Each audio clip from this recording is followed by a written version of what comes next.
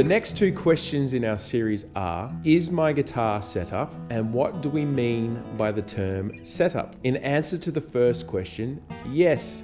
Every guitar is set up before leaving the factory and heading to your local store. In fact, there's a dedicated room at Maton called the setup room, and the guys and girls in this room work extremely hard to make sure your guitar is playing the best it can before heading to your local store. So what do we mean by the term setup?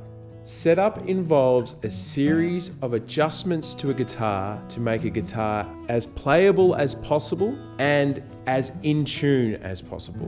Once complete, the setup should bring out the best tone of an instrument. Most notably, the height of the strings above the fretboard will give the guitar its feel under the fingers. When a string is too high, it's very hard to fret or push down the strings, and the strings will be out of tune. If a string is too low, we may have unacceptable levels of buzz and rattle, and we'll also have an audible loss of tone in an instrument.